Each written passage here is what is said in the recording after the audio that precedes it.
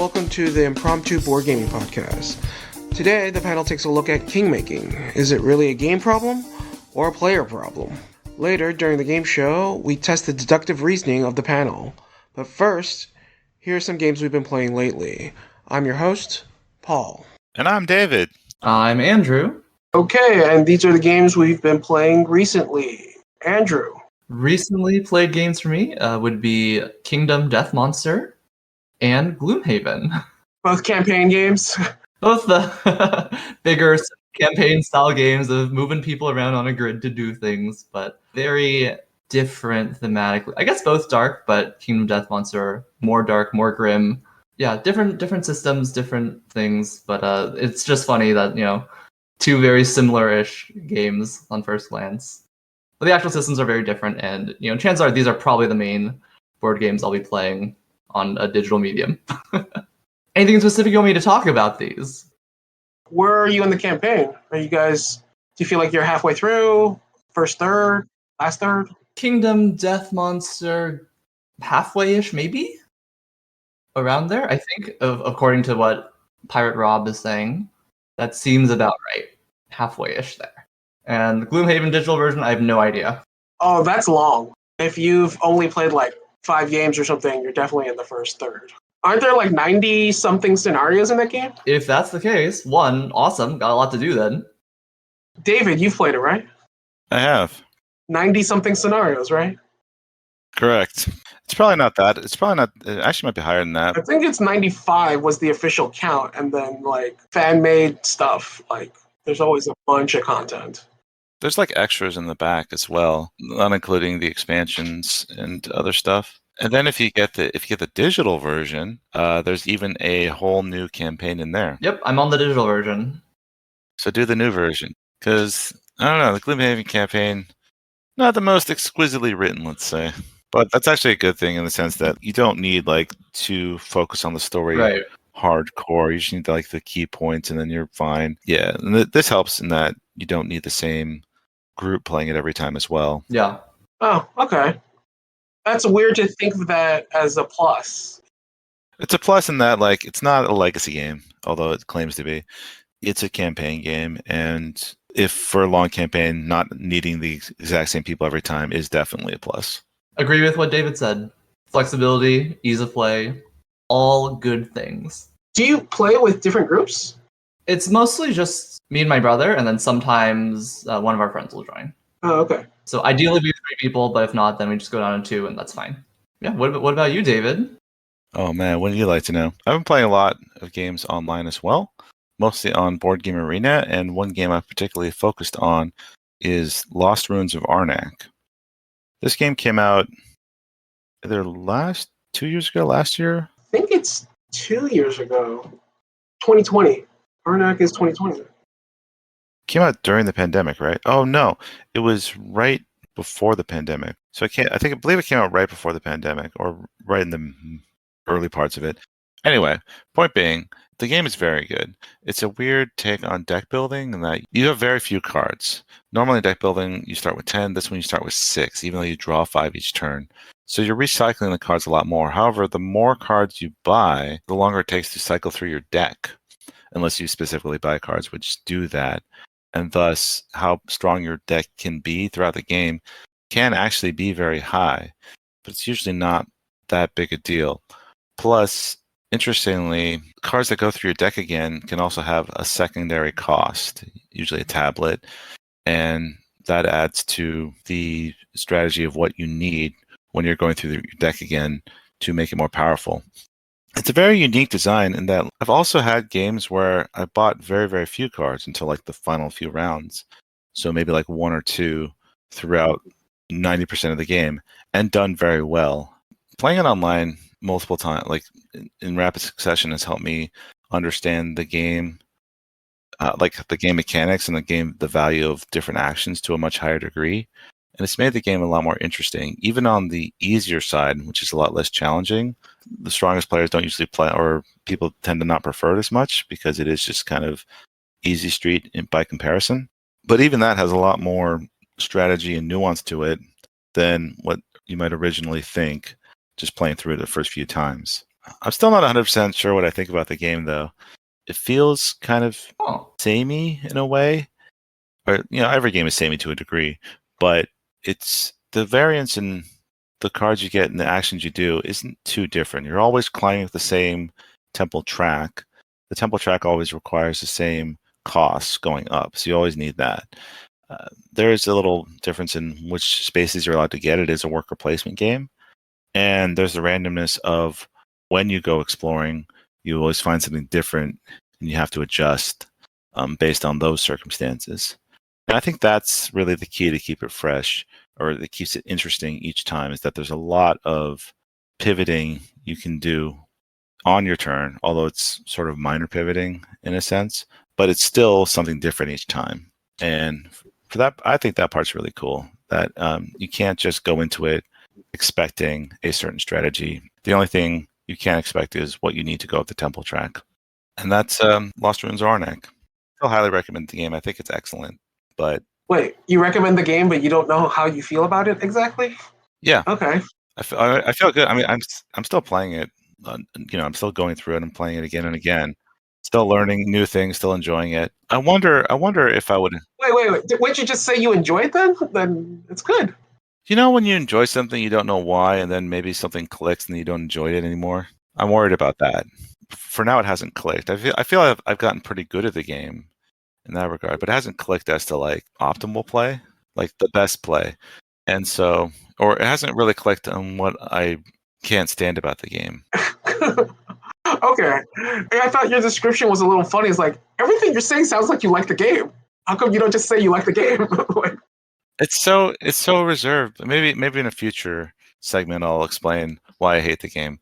that's totally valid. Yeah, it's still learning and enjoying it.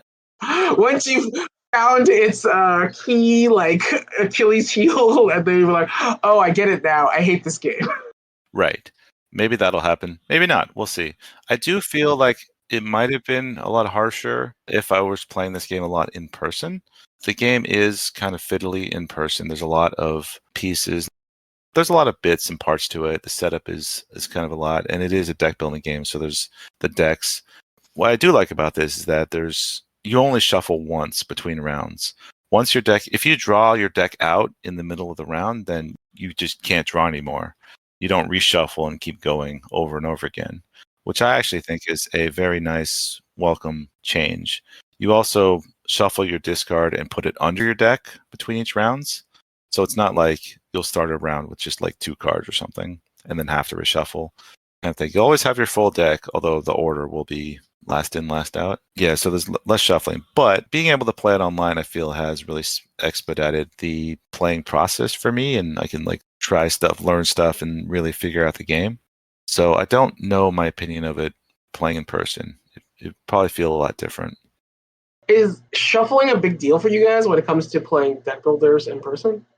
Me, yes. It's more, I guess specifically, I would have to make a caveat. It's shuffling on your turn is a big deal. Shuffling between turns, not really that. I don't particularly like shuffling. I don't particularly like shuffling like 20 times a game like in Dominion. But, if I do it when it's not my turn, at least, that's not interrupting anything or causing delay or anything. I'm not really doing anything anyway, so it's not that big a deal. Certain decks, having to shuffle like 2 or 3 times on your turn while you're doing stuff, I find pretty annoying. I can definitely see that. I'm not too concerned about shuffling. I just have this couple. They're friends of ours, and they really like Dominion. So when we hang with them, we play Dominion a lot, and I have to admit the shuffling is a lot for me. I'm like, wow, I did not mind this before, but since we're playing Dominion so much, it's almost like I almost don't want to build a really lean deck because it just speeds off the shuffle a lot. I'm just like, Big money every time, baby. recently, I got a chance to play Deities, designed by Gary Kim, published by Mandu Games. I haven't had a chance to play very many Korean games, so it was cool to see more Korean games making it to the States. There were 2 things really interesting about the game. The components in the game were really nice, and more than that, they were functionally meaningful to the game, and it also used the Othello mechanic to gather resources. In Othello, you surround your opponent's pieces on two sides and then flip all the pieces in between. In deities, what you do is, let's say there's a stone on the board. You then play a stone and you get the stone on each end, plus you get all the resources that you flip between the two stones. So there are three buildings you can build. First is a wall, which is effectively just a ring. Then a temple, which is an actual building. And then a tower. And the tower can fit right on top of the temple. So any space with your building on it that is involved in resource gathering will earn you a point. If it's the wall, you get this specific resource because you can still see it. If it's the temple, you actually get a gold because the temple can cap a wall, and then the tower can cap a temple. If you use a temple or a tower to cap any other buildings, you effectively take that space from your opponent. That controls who gets points when resources are gathered from that space, and it goes towards a area majority scoring during the game. The board's laid out in a large grid, and each quadrant of the grid has an area majority scoring that either happens during the game or half points at the end of the game. David, you got a chance to play this as well. What did you think? It was interesting because there's a little bit of engine building as well. I was curious as to how much you can do that because there's three tracks of buildings. The bottom ones give you abilities and things. The middle one gives you points, but also conditional points, like points for getting the most buildings on the outside, or more points for the more wood you have at the end of the game, that kind of stuff. Or just a straight 4 points. And then the top one, we're just increasing points to the point where the last building is 10 points, which is huge. And so, but none of us got past the third of the bottom row. And I'm wondering if it's feasible to just go all bottom row and get all the extra abilities, if that's even a strategy that could possibly win. My first instinct is to say no, because there's an order of magnitude to the buildings. There's a wall, a temple, and a tower. So the wall is just a ring. The tower is actually a building. Sorry. The temple is actually a building. And then the tower is designed to cap the temple. So it's designed to go right on top. And then as far as the majorities go, whatever's on top, whoever's on top owns the space, essentially. Just by that virtue, where when you're competing in the area majorities, you have to have things that go on top. I don't think you can just go all rings on the bottom. Well, one of the neat things about the game, I forget if you mentioned or not, is that the area scoring is done in the middle of the game, and it happens when someone reaches the corner. There's four quadrants in a square, and when someone reaches the corner of a quadrant, that quadrant is immediately scored. So if you were able to rush down to the corners that you're in before people can build on top of you, then having your spaces taken over later isn't that big a deal at all, right? And so if you're able to rush the bottom, you also don't care about getting your spaces taken in general, because you're not getting any of the temples, which are the conditional scoring, which can include needing spots, of your own, like more than other people. So if you don't have that scoring and you rush the zone scoring that you're in, I could possibly see, not having control of your spaces be not a big deal. Yeah, that sounds possible, but I have to imagine that the other players will see what you're doing and they'll react accordingly and then cap your stuff. Like they'll make an effort to cap your stuff. The more of the problem is, I just wonder, because that track is there, so it's got to be a thing, but it just doesn't feel like the points are there if you go like all bottom track, Yeah, I think it's set up so that you need to find your balance between the three buildings and what you're doing. And then I think it's possible to go all middle. I don't know if it's possible to go all bottom, because the bottom can be so easily capped by the middle or the tower. Yeah, I'm a little less inclined on games that force you to do a little everything. I like games that you can just go hard on a track and have it be balanced in a sense. But I have only played the game once, so I'm not going to criticize that part too much at this point until I've gotten a chance to maybe try a few more things out. But once you figure out Achilles' heels, you're going to tell us how much you hate it? Yeah, I totally will. This is why I'm a marquee reviewer. I'll bring the heat. Sorry, what's a marquee reviewer? I don't know. It's something I made up, but it sounds cool. Oh, okay. I'm like, is that a term I'm supposed to know? Because I'm like, what does that mean? No, marquee is a general slang for excellence, I think. Yeah. I understand that. I just meant like, I thought there was this more specific board game.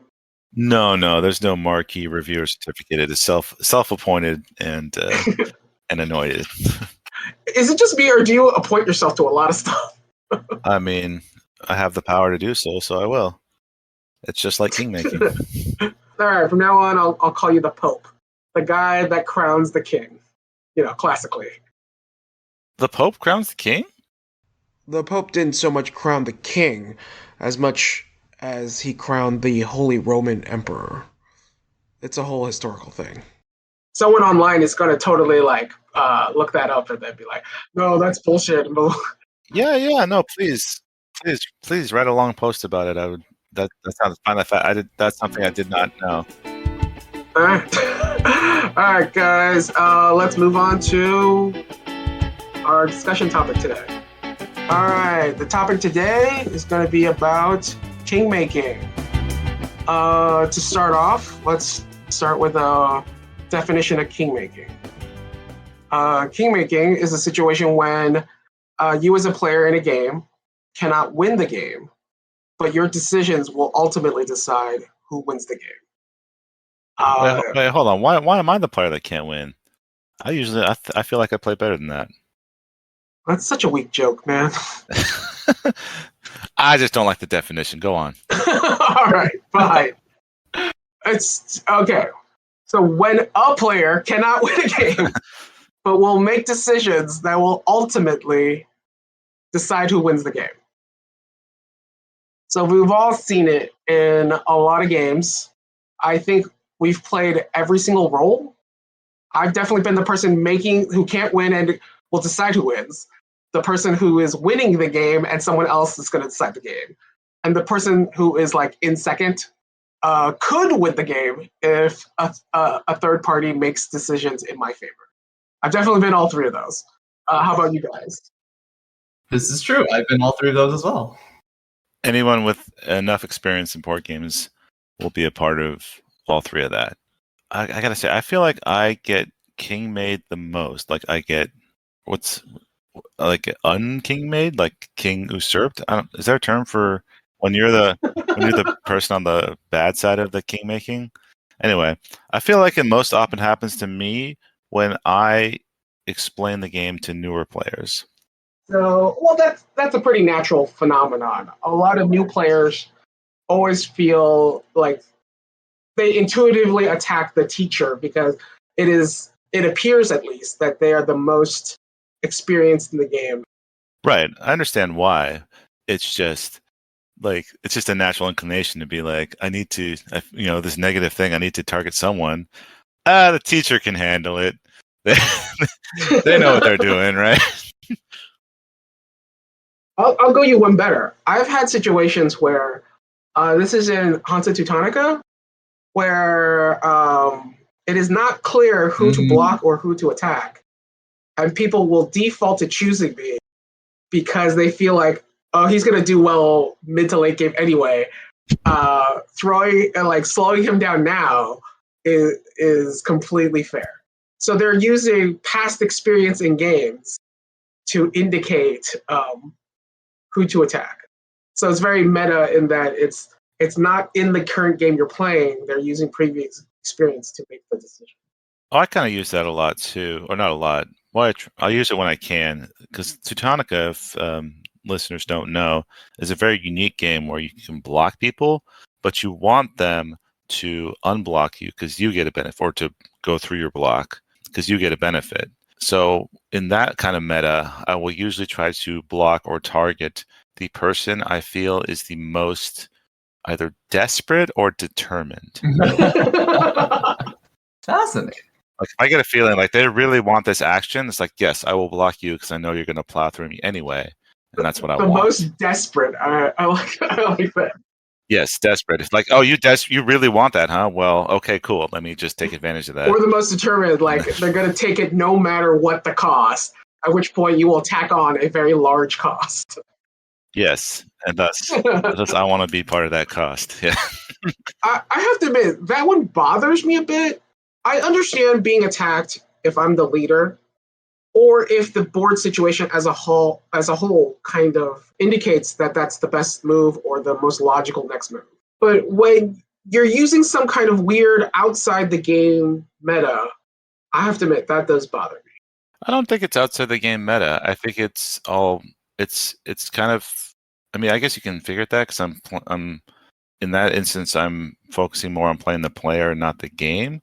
But at the same time, it's all facilitated by the game. It's not, I'm not walking down the street and being, oh man, that guy really wants to get to that bus. Let me just let me just sell him something on the way in. No, it's I think that is part of the game where you it's opportunistic. You take advantage of what your opponents give you. So I guess I have a clarifying question for you, Paul. Is that when this has been happening, right? When people are using this like previous knowledge, previous experiences to influence their decision making in the game, do you feel does it bother you because it's like they're targeting you purely based on past experience and not looking at the current game state?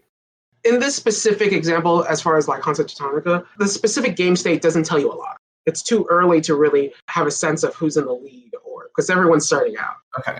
But then, so it's a very not based on the game state, and then they're just attacking based on previous games or previous experience. Okay, so yeah, not based on the game. It's almost, to me, it feels like you're punishing someone who's good at the game, and I'm like, okay, well that's irritating.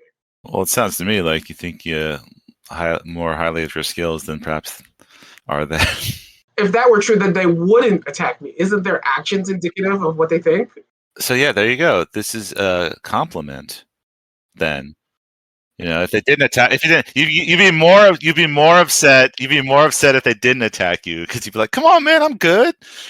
Come block me, damn." And if you can still win, like you're that cool. We differ on this point. Maybe you would be more upset if they didn't attack you, but I would not be more upset. I would be more annoyed. Fair enough. I mean, I don't like get in their face and tell them, hey, that's fucked up, or that move is not okay. I just go, oh, that's irritating. Or I don't say, oh, David's clearly winning. Why don't you attack him? I don't do that. I just think it in my mind like, oh, that's annoying. Fair enough. Then move on.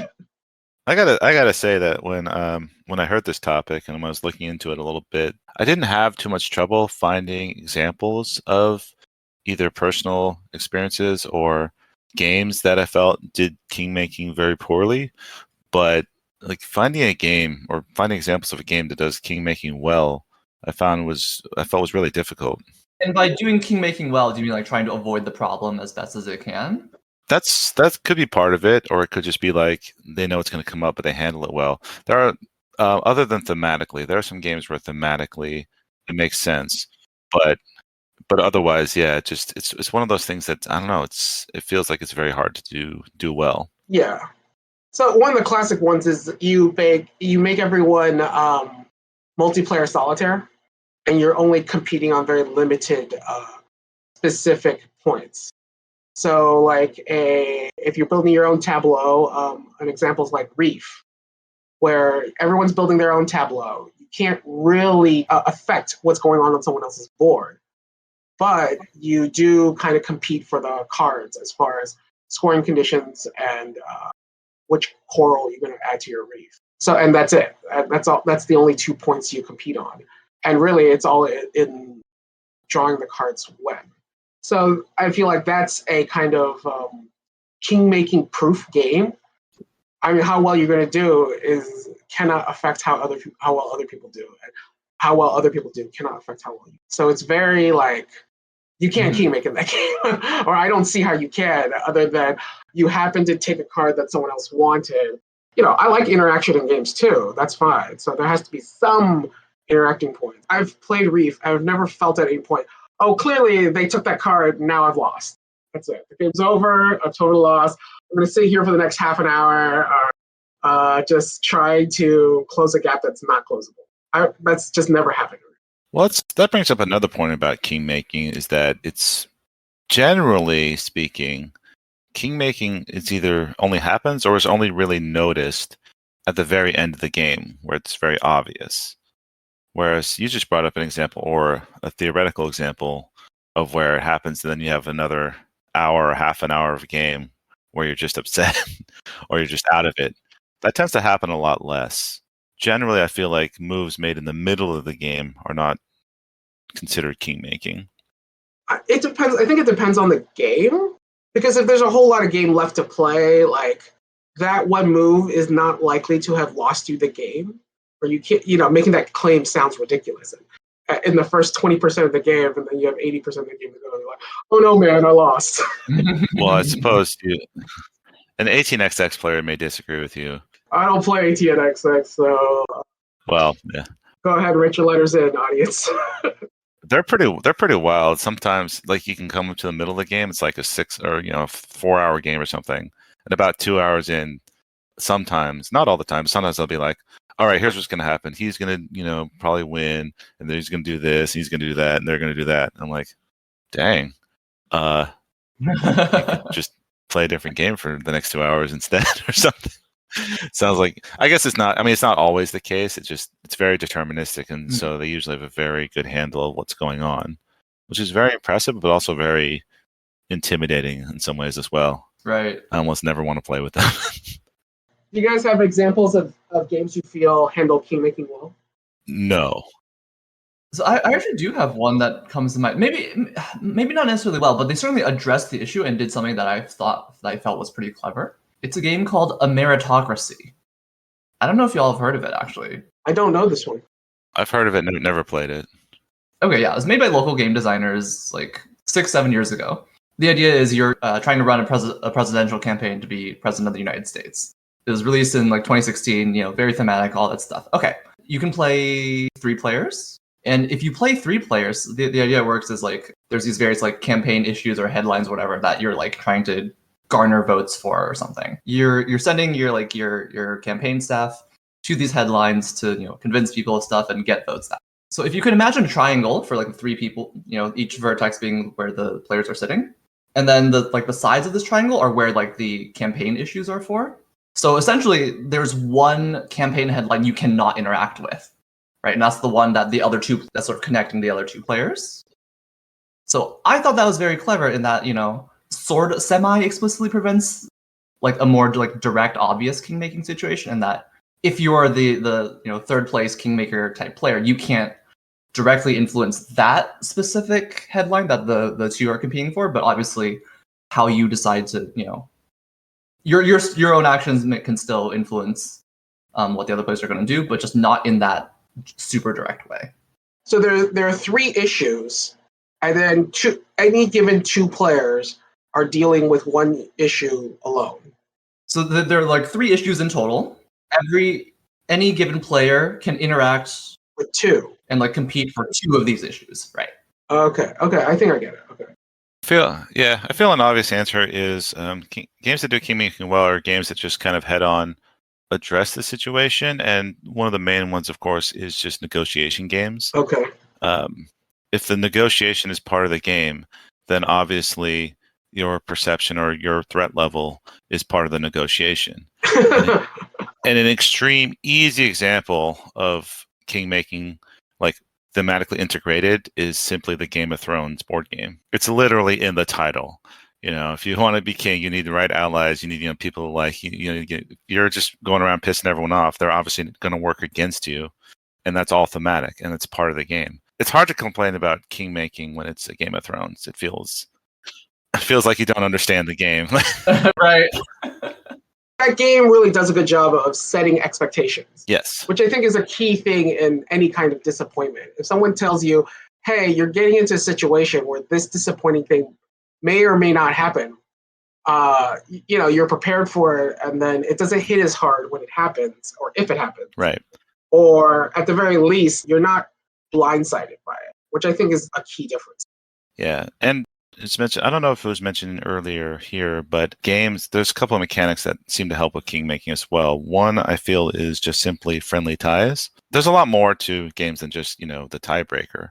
But games where the tiebreaker is friendly, where you share the points, like if you tie for first, you both get maximum points and so on. Rules like that tend to help cooperation, I suppose, and it makes it harder to. I feel like it limits competition. It limits competition in a way, but you don't get more if you beat the other guy because you're both getting the maximum.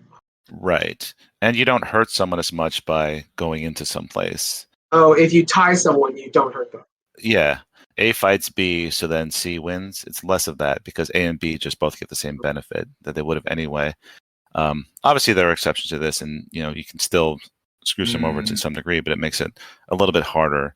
But at the same time, it also kind of makes it more multiplayer solitaire-ish, which you mentioned is a way to curb it in a sense, in that there is no, you're not affecting other people. Or at the very least, the competition is limited to a very specific few touch points. Right. If there's no player interaction, you literally can't. Right. And then the other one is just simply hidden scoring. If the scores are hidden, now I actually feel this is more of a time-saving mechanic than a king-making prevention mechanic. Yeah, a lot of designers do that. It's still worth mentioning, though, in that, if you don't know someone's true value and it's not easily trackable, then it's more based on how you feel people are doing rather than specifically calculating out who to target based on who's exactly winning. I feel like that gets mixed results. It does. It won't prevent king-making, but it makes it more quote-unquote fair. Well, it's not conscious. It's not obvious it's not conscious. It's not like you're being specifically targeted or, I guess, to use a dramatic word, victimized. Yes. And then the last I'd bring up is non-targeted aggression. If I had a card that everybody loses 3 food, maybe come in a situation where you're the only one with food and you're the one I wanted to target, so it works out that you're the only one targeted. But in general, especially if these cards are telegraphed in some way, targeting everyone is just a way to be specifically target someone unless they're the only one in that strategy. It makes it more general and thus less about targeting a specific person as opposed to just targeting everyone. And while it still can be used in a king-making way in situations, it makes it a lot more overt. Let me ask you guys something. So this is in regards to Andrew's favorite overrated game. Oh, yes. Okay, Terraforming Mars. We were going over this game of Terraforming Mars, and we're talking about the evaluation of card cost versus effect. Is the cost correct? Is essentially the question. So I was talking about this with a few other people who were playing the game with, and Donald X. Vaccarino, designer of Dominion. And other games, but notably Dominion. And other games, Kingdom Builder, Temporum, etc., Gauntlet of Fools. He steps in, interrupts our conversation, and says, this is designed badly. Now, for those of you who don't know Donald personally, which is, I'm guessing, most of you, he does this a lot. So it's not like I'm personal friends with him or anything, and I'm name dropping this famous guy. No, it's more Donald is an opinionated designer and will step in and give you his strong opinion whether you ask for it or not. And his opinion was basically the comment cards that destroy other players' plants and hampers their ability to put out greeneries was poorly designed, and that they should target everyone as opposed to a single player. And then my argument was that that's too powerful. You would have to up the cost of that card by a lot to really do the effect you want, because its value or its effect varies by a lot if you're playing a 2-player game of Terraforming Mars or a 5-player game of Terraforming Mars, right? If it says everybody loses 1 plant, it's the difference between destroying 4 other plants or 1 other plant. So I feel like what they did there, where it costs X amount and it only targets one person, and it's up to you to decide who it is not the greatest, but it made sense within the context of the game.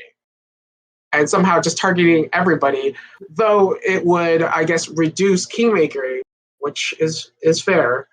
I feel that is the wrong way to go, and because if those cards are just too highly costed, no one would ever pick them. They would just get tossed because they clearly cost too much, and there's only very specific situations where you would even try to use them. Right? You would look around at your opponents and think, okay, does everybody actually have plants? And what if 2 players do and 2 players don't? Is it worth it still? And I tried to make this argument, and he just wouldn't budge. He's just like, no, that's wrong. That's designed incorrectly. You should do it like this. And he wouldn't listen to me. So, what you guys think? Whether Donald was right not to listen to you? Well, on changing the mechanic or not, I guess you could reword that as to whether you thought I was correct or Donald's. Well, let's let Andrew go first. I would lean towards Donald, actually, because there's a couple points here. One, you bring a good point that obviously it's a bit more of a powerful effect when you're affecting more players, right? And so say we change it to affect all players. In addition to adjusting the cost, you could even potentially increase the personal benefit to the player, right? Because I'm pretty sure this comet thing doesn't only get rid of plants; it does other things. In general, most of those cards do multiple things. It'll be like put an ocean on the board, put a greenery on the board, put whatever, and it will destroy X number of plants. Yeah. So I guess I was thinking this. So there are more things we could, if you wanted to change the card, there are more things we can adjust than simply the cost and whether it affects all players, right? You could increase the other benefits on the card. The other thing, when you mentioned is it still worth it if I big game and 2 people have plants, 2 people don't have plants. If you're willing to play it to affect one person's plants, like they really need it, everything else is just a bonus, right? So from that mindset, why not just have it target everyone by default? Well, I think part of the problem would be how much are you raising the cost of the card? Sure. When you're playing Terraformers, you generally don't pick super large cost things early unless they have a extremely high benefit throughout the rest of the game. So this is like a one-time hit. So that's generally not the case. And if you make it too expensive, you're basically losing the utilities loss. And if the utilities loss, anyone who drafts or draws that card early, ultimately, getting hurt, right? Their options are just not as good. I mean, I think the cost is very important because ultimately you want every card to be worth around the same. You want to make these are 2 good cards and make the best choice out of those 2 cards. Not these are 1 good card and 1 bad card, because then the choice becomes obvious. You just take the good card and that's it. And then the worst case scenario is, you've drawn all bad cards. Let me pick something and ultimately not choose any of them. You won't buy any cards that round.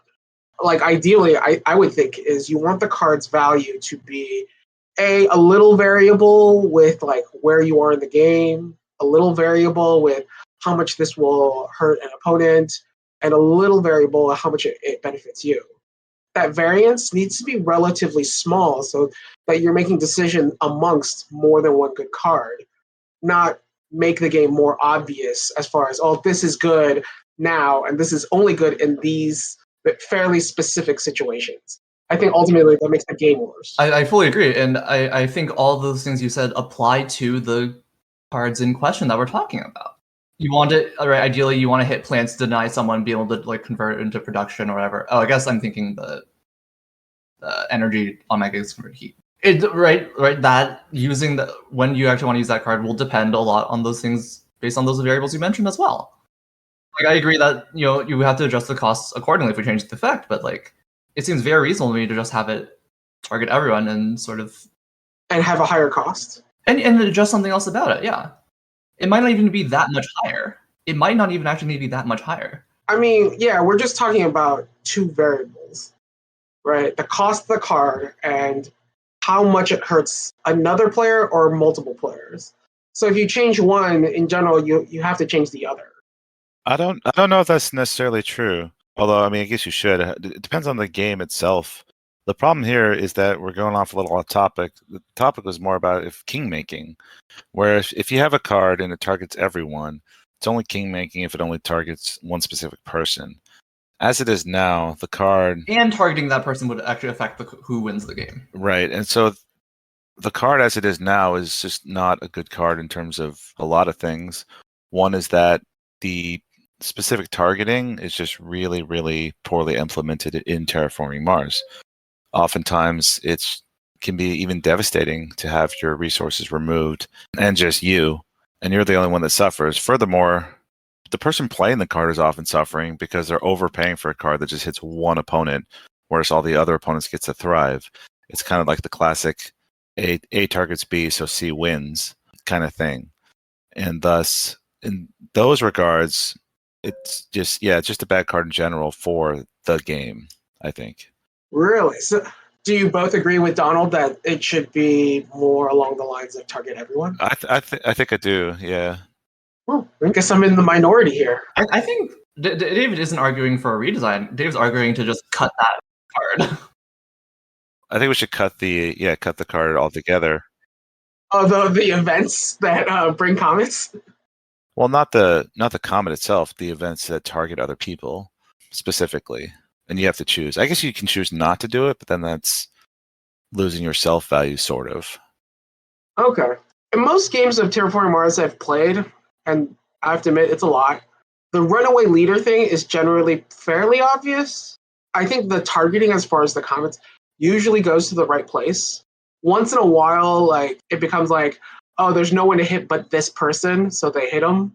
And that's not great. But usually it's like, oh, okay, this person's more than likely winning.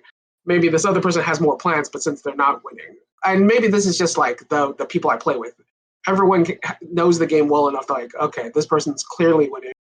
I think that's actually one of the instances of kingmaking where it's more or less acceptable because the expectation's been set. Like this is just something that happens in the game, and I've never seen anyone like overreact. I've definitely seen people react, but not overreact to getting their plans destroyed.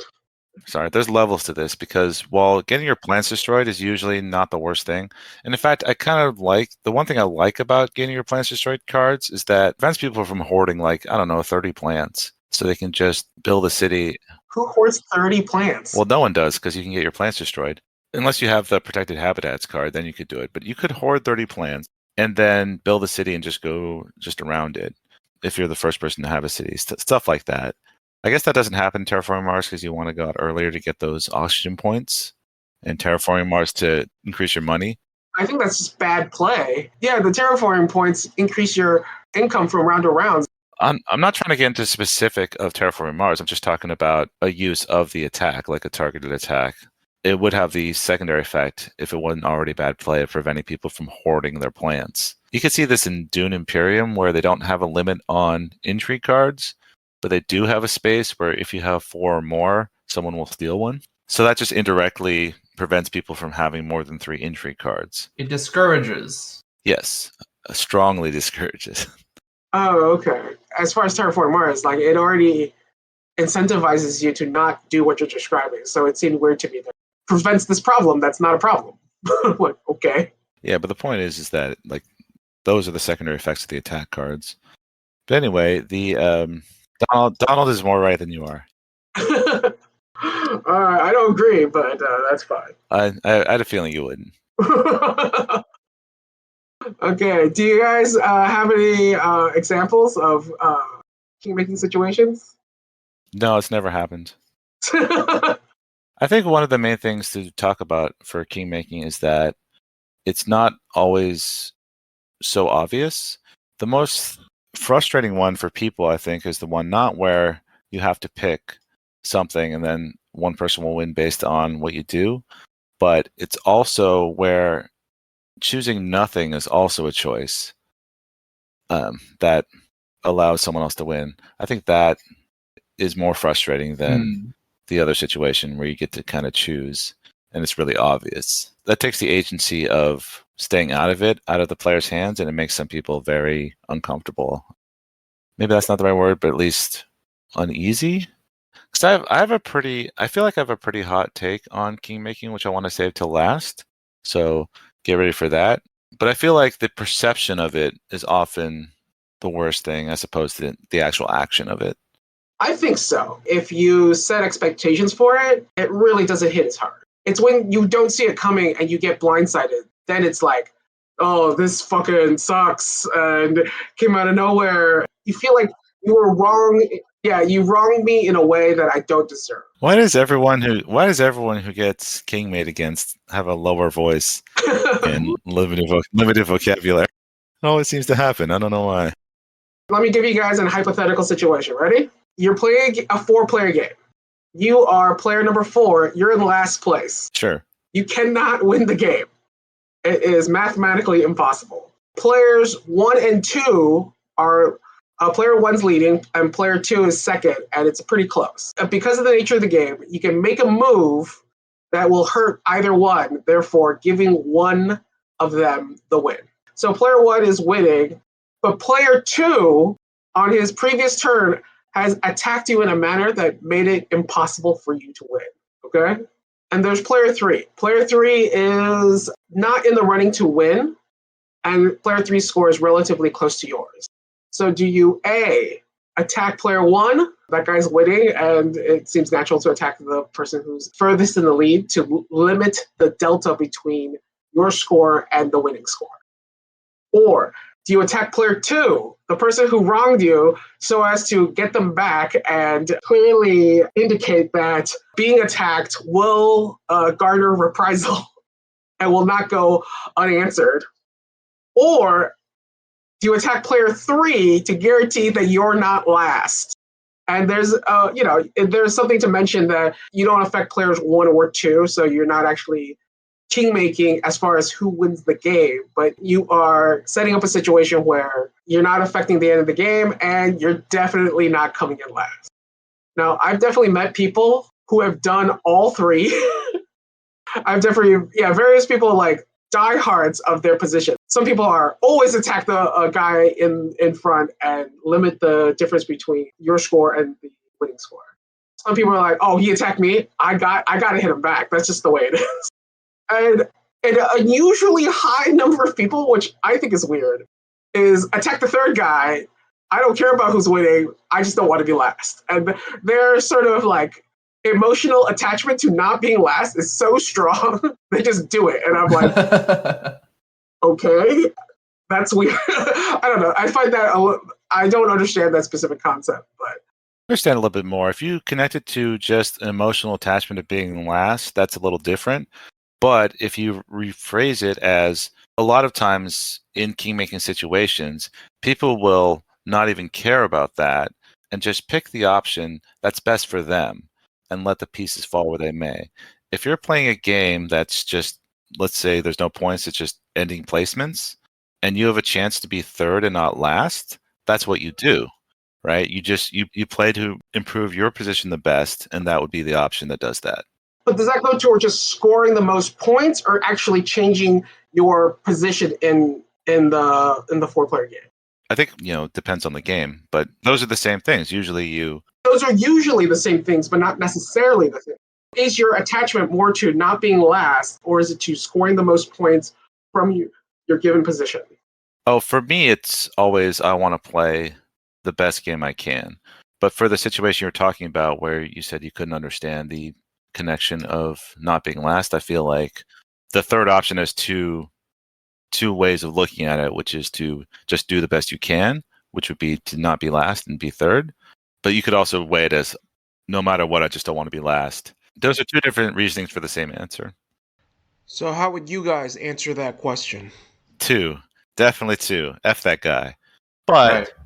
The realistic answer is I'll just kind of play how I feel. If I wanna take out the first place guy for whatever reason, then I will.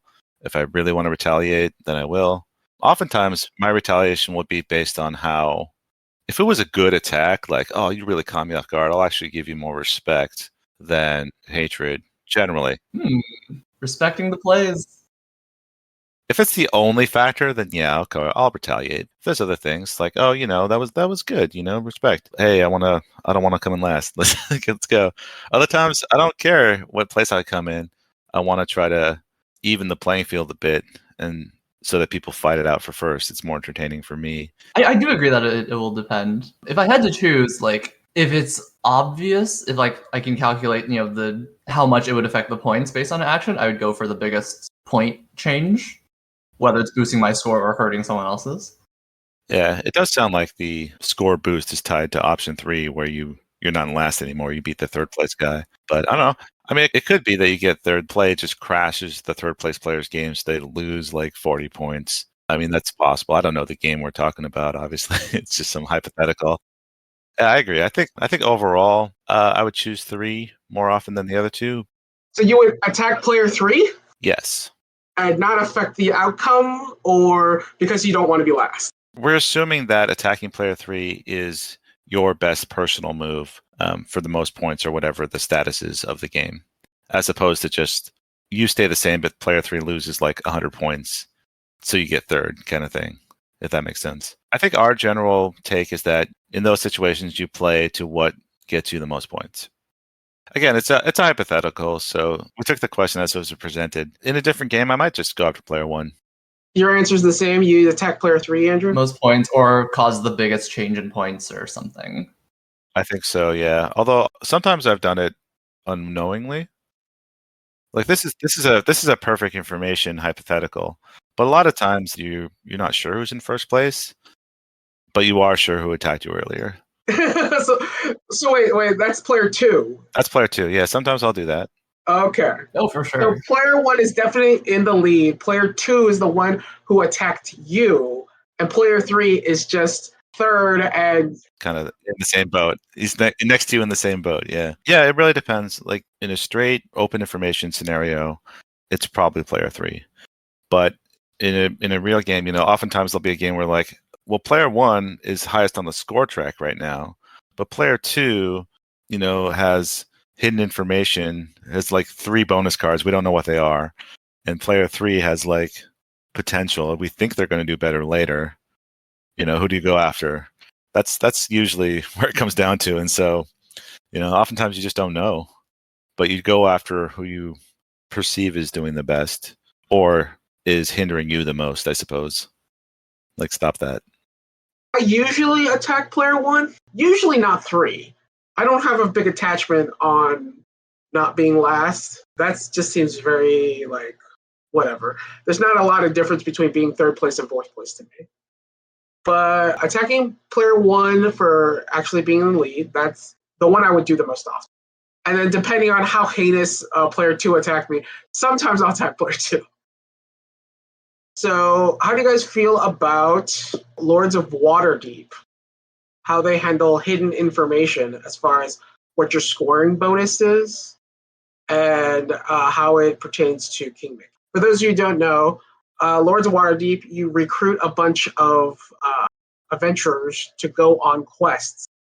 And usually you start the game with a hidden lord, and the lord will give you a bonus points for doing a particular type of quest. Those bonus points are generally pretty significant. They can be as much as 20 to 30 points in a close to 200-point game. They're not like game-breaking, but they're significant. It's very significant. You definitely have to factor it in. And there's a mechanic in the game where you can send other players on mandatory quests, which basically just tie up their times and resources. And the biggest limiting factor in the game is, I think, actions. You just don't have enough actions to do as much as you want.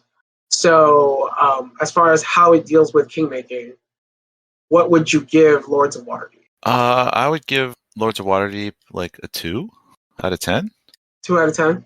Does not handle it well. Well, it's more like it doesn't handle it at all. But it's one of those games where it's not really, you don't really kingmake either. It's a worker placement game, so the only way to technically kingmake is to block someone, But, if you're just playing just to block someone, then you screwed up. Either you have a big enough lead in first place where you recognize you're in first and you can recognize who's in second and you just want to block them, which is incredibly rare and also hard to do in that game. The other option is just take a spot that someone else wanted, but that's just worker placement. Yeah, I don't feel like there is much kingmaking in Lords of Waterdeep. What people usually allude to, though, in that game is there's these action cards you get. Oftentimes when you do a quest or do some other action, you can play an action card from your hand.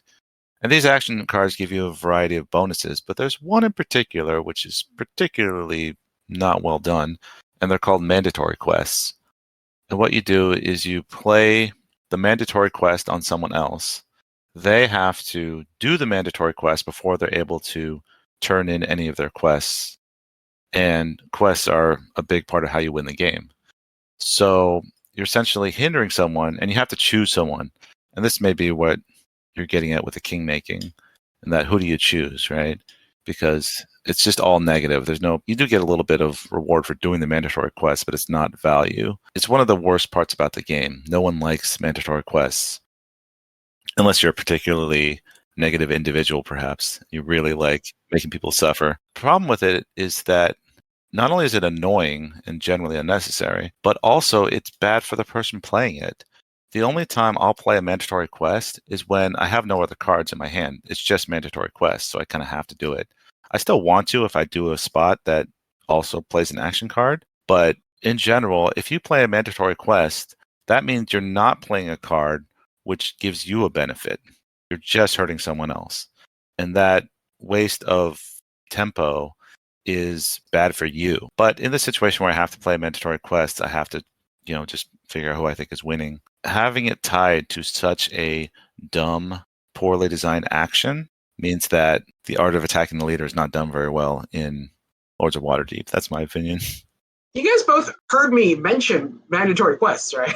Oh, I did not. No, I know you mentioned mandatory quests. David didn't. I was like, I said it right in the explanation of the game. Oh, I missed that part. My mind just blanked out at Lords of Waterdeep. It felt like a mandatory quest having to talk about this game. Okay, got it. It's weird. You basically said what you said, just like you didn't hear me say what I said. I was like, oh, did he not hear it? That's weird. Okay, sorry. Go ahead, Andrew. I think I definitely agreed with the first half of what David said, and that's this doesn't strike me as a particularly notable example of kingmaking. And my mind also went to mandatory quests when you thought of it, when you mentioned kingmaking in Lords of Waterdeep. I don't know. I think they're fine. So I think from a flavor perspective, the first time I saw mandatory quests, oh, this is cute. This is fine. Future games, I don't know. It was just part of the game. Yeah, nothing strikes me as particularly special about kingmaking stuff in this game. I guess it's a game that has it, and it doesn't, as kind of David was saying, doesn't really address it or do anything special about it. Did you want a good practical example of a game that changed because of kingmaking? Okay, well, the one that springs to mind immediately is Small World. Small World is a game that has hidden scoring. You throw your different races of stuff onto the board, you fight it out, you try to conquer as much territory as possible, and then you regress and do it again over 8 turns or so, depending on number of players. The point is, though, you get a certain number of points each turn. And those points, while they could be tracked if you wrote them all down or whatever, they're hidden information. You just get little tokens, and they're all face down. So, and in general, people don't write it down or keep in mind in general how people are doing. And so what happens is towards the end of the game, it's just you're not totally sure how many points everyone has, although you do have a general idea based on how well you feel everyone's doing.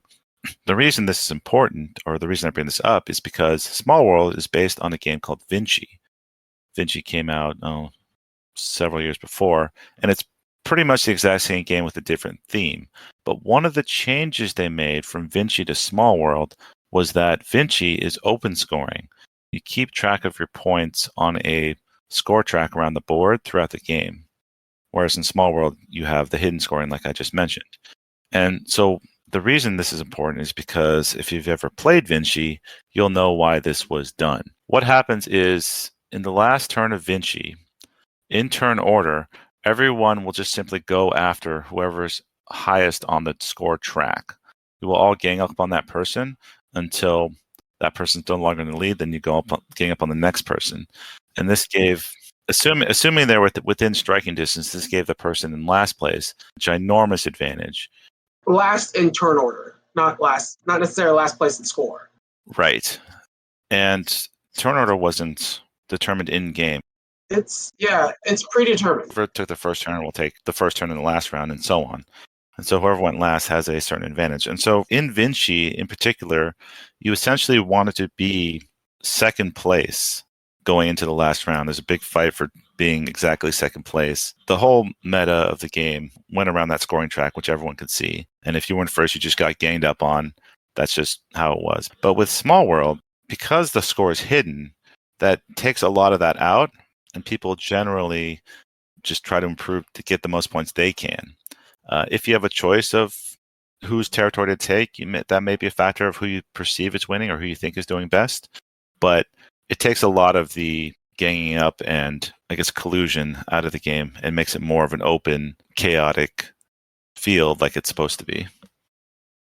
I thought your description was actually being very generous for Vinci, because what I remember of it was the last couple of rounds. Basically, the last 2 or 3 rounds leading up to, because sorry, I should mention the end game trigger in Vinci is when one person hits 100 points. Yeah, you hit 100 points, and then that triggers the last round.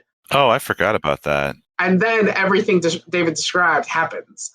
So what he describes is actually a lot worse, in that everyone is doing a lot of like AP math, trying to figure out exactly when the game was going to end, as in who was going to hit 100 points and then trigger the last round.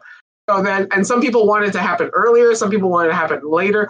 So what would happen is most people wanted it to happen later. So they just keep attacking people to try to prevent players from triggering the end, which dragged the game on. And then the amount of like thinking that would go into that would also be very round. So the first rounds would be like very quick, relatively speaking, to the last like 2 or 3 rounds, which would be just tediously long, where people were sitting there trying to like figure out how to score more points. But it was just so brutal. I've only played Vinci once, and I was like, oh, this is why this happens. And whose idea was it for the 100-point like thing to be the end caker? Because it's terrible. It's so bad. And when Small World came out, and it kind of basically took those 2 things out and made it a set number of rounds, so you know exactly when the end was coming, and it's not triggered by anyone scoring 100 points. I was like, wow, that's a massive improvement on the design as a whole. Because I remember like, oh my god, Vinci was just so like overstayed its welcome by using that 100-point trigger thing. Yeah, that's so brutal. Yeah, it was kind of like Kingmaking on steroids. Like, I honestly thought David's description was like very generous. Like, oh, wow, he's being pretty nice. He's leaving a lot of the like big problems in those last rounds out. Well, I wanted to make it a little succinct. Also, I haven't played in a while because pretty much no one I know plays Vinci. They all just play Small World or, many expansions. It is a better looking game as well. And I remember that change in particular was incredibly important. And there's no way Small World would be as popular as it is if it kept that old rule from Vinci. Yeah, I was just like, oh my god, is this how this game's supposed to play out? And I just thought it was just the most insane thing. Like, this is terrible. That's what I thought. I didn't have a specific, oh, this is how it's supposed to go. But I just remember like, oh, this is terrible, man. Getting this out like this is like really hard and really just, stop being fun. I was like, what the hell is, I thought it was very bad. Like, and I didn't win that game. So this is really, really bad. This is really long. It's really boring. Okay, yeah, I remember Vinci. So ridiculous. All right, I think that's about it for us. Oh, no, it's not. Hot take. Okay, David, your hot take. So, here's what I'll say about Kingmaking. Really short and succinct, and I'll just get your opinions on it. Kingmaking is fine anytime. Now, not from a design perspective, but if you're playing and you're in a Kingmaking situation, like whatever happens, whatever you choose is fine. Right. That's it. That's the hot take. 100%. That's it. Yep. Kingmaking is fine anytime, no matter what the final decision is. Yeah, I mean, I can elaborate on what I mean a little bit more. I think where kingmaking tends to go awry is that people tend to sometimes blame the players and not just the game itself, like the system that forces them into the situation. But the point more so is that when you play a game, you're entering kind of a social contract. You're there to play just generally fairly, but you're also there to have fun. And more of the point is you're the person at the chair. It's almost like a poker tournament or other things. You have the right to play however you want, and that's part of the contract. Now, if you choose to king make someone for reasons that people would consider bad, like sexism, racism, just something out of the game, you hate that person in real life, other things. That is not, to me, that is not indicative of the king making or the game itself. That is a separate problem that should be dealt with appropriately, but it's not related to the board game itself. So that's a person problem, not a board game problem. That's a person problem. Yes, exactly. It's a very person. I mean, that's an extreme example, but that's a person problem. If you want to go, and that's hypothetical, you say, if you want to go after someone because they slighted you earlier and that's all that matters, you have the right to do that. If you want to go after someone because they're in first, you can do that as well. And if you want to go after someone because you're not last or whatever reason, within the game, you should be allowed to play the game however you want and not be criticized for that. If there's other outside factors you're bringing into the game, that's an outside factor that should definitely be dealt with, but it's not a fault of the king making. I mean, it's like the situation is bound to arise, and so no matter what you do, someone's going to be upset, and ultimately you got to make a choice. And as David was saying, whatever happens. You make your choice, and that's it. Kingmaking as a person problem, not a game problem. Interesting. That's a very person problem. Correct. And so in that regard, like whatever decision you make as kingmaking is fine. It's just how, obviously not cheating. If it's within the rules of the game, it's what you decide. That's your decision, and that's the game. And, hopefully it's fun, hopefully people don't get incredibly offended. But right, look, whatever happened, yeah, I don't know how to close this out. I'm bad at this. Whatever happens, kingmaking is totally fine. Any situation, that's just how it is. You have a right to play how you want. Well, all right. I mean, I think what you said sort of produces the most healthy, human interpersonal relationship in the long run. Well, hopefully, yeah. And yeah, I mean, that's a fair way to look at things and keep in mind as you move forward. So you don't think any criticism should be given to the person who makes, or as far as why? I mean, you can criticize, just not don't take it personally if someone king makes you for game reasons, at least. What if you get mad? If someone makes a bad move and you're not the benefactor, but the opposite of that. If you're the victim of a bad move through no fault of your own, I mean, that's just part of the game. People should be people can make mistakes, people can play badly, people can hurt you and just be unaware of what they were doing. You should probably explain what macking is, but yeah. For those of you who don't know, that's a very specific term.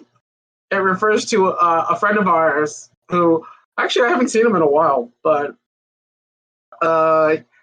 he would sometimes make a move that did not strictly help himself and ended up hurting another player, devastatingly so. And what made it the worst is because the move didn't benefit him, no one could predict it or see it coming. So it would just destroy another player.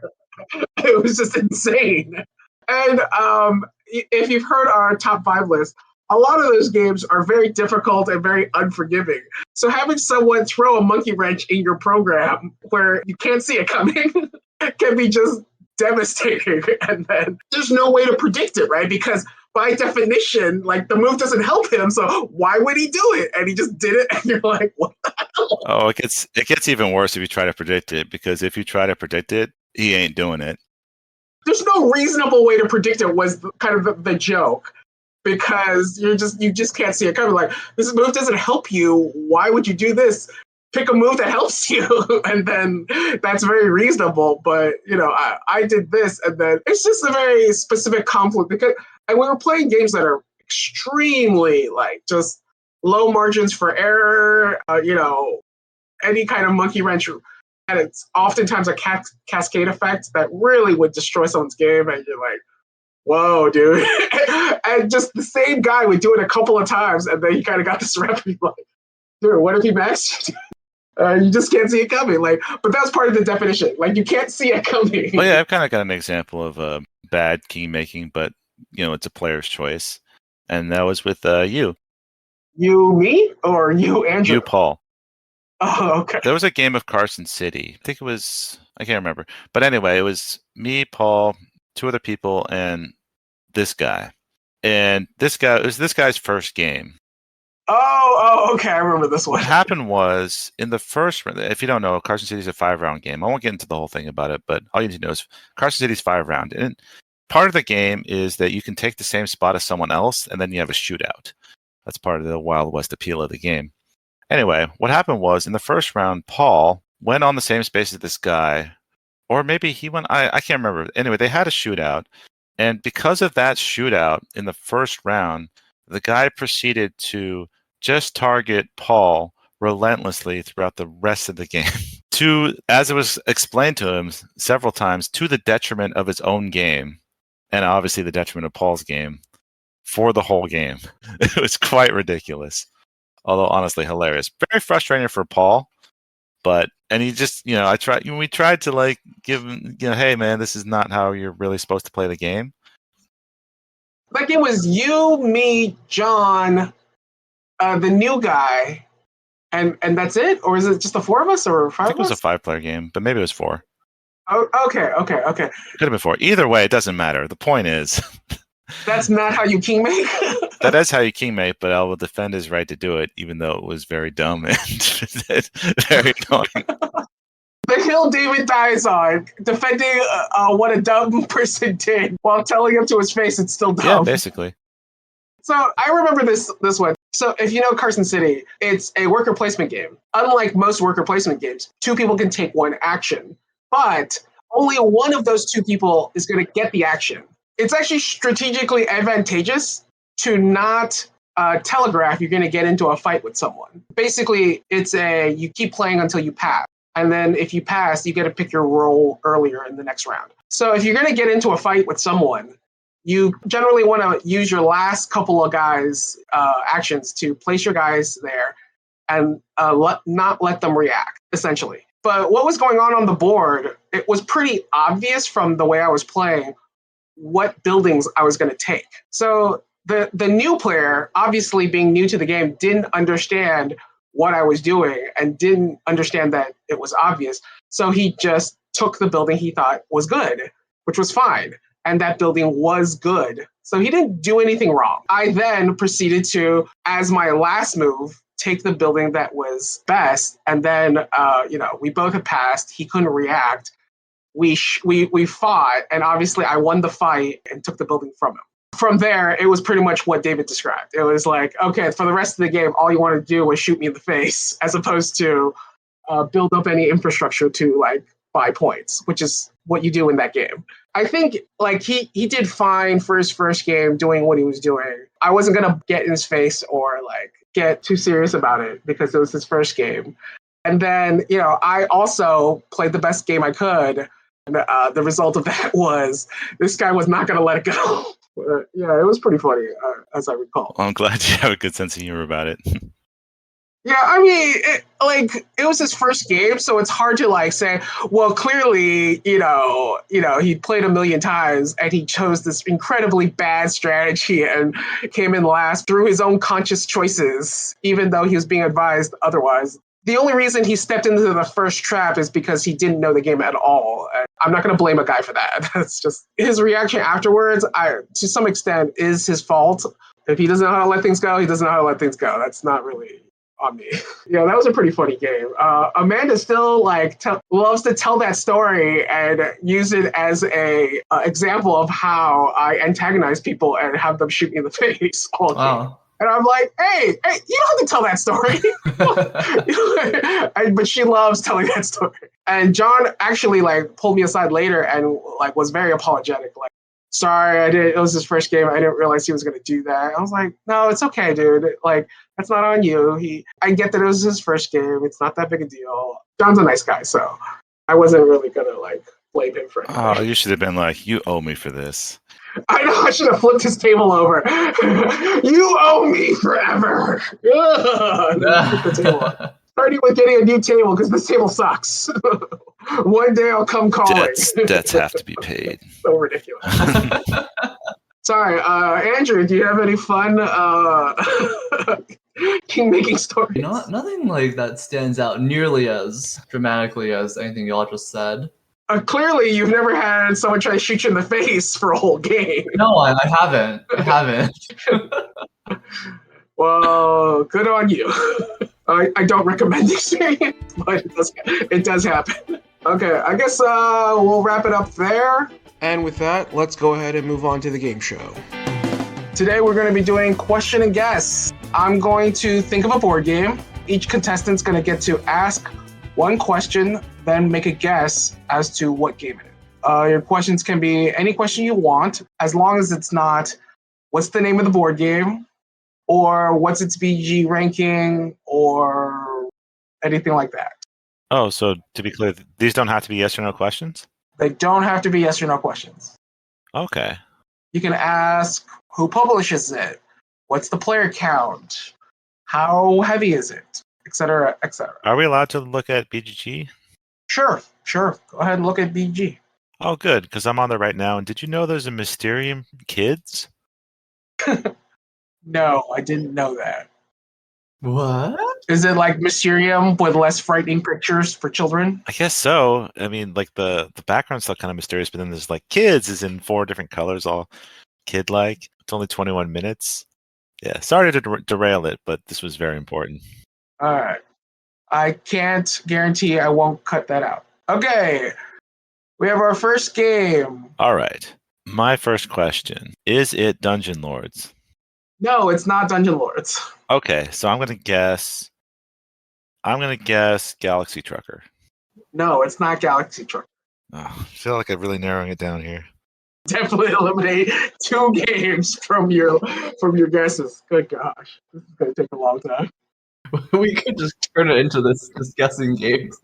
For the audience who didn't know this, I told these 2 jokers ahead of time, don't do that. Because the game will take forever if you do it that way. But whatever, let's move on. Andrew, your guess and your question and guess. All right, I'll be slightly more helpful. Was this game published before 2020? Yes. My guess is Lords of Zidit. No, it's not Lords of Zidit. All right. Are you looking at, this isn't the question, but are you referencing BGG right now? Yes. Okay. Is it in the Board Game Geek Top 100 right now? Didn't we specifically put a nix on ranking questions? Oh, did we? Shit, never mind. All right, never mind. Nix that. Well, the specific was hey, don't ask what the rank number is because you could just look it up then, and that would ruin the game. Yeah, I'm not asking what it is specifically. I'm narrowing it down as such. But I'll change the question. That's fine if you don't like it. Does this game take more than 2 hours to play with the max number of players? No. Whoa, that was fast. So before 2020, super fast, or under 2 hours with the max number of players. Ooh, okay. I'm going to guess Letter Jam. No, it's not Letter Jam. I thought you might pick it because it's on your top 5 list. Funnily enough, I was thinking that as well. Well, I know it's not Nemesis now. Nemesis would take more than 2 hours with 4 players. All right, Andrew, back to you. Is this a cooperative game? Yes, it's a cooperative game.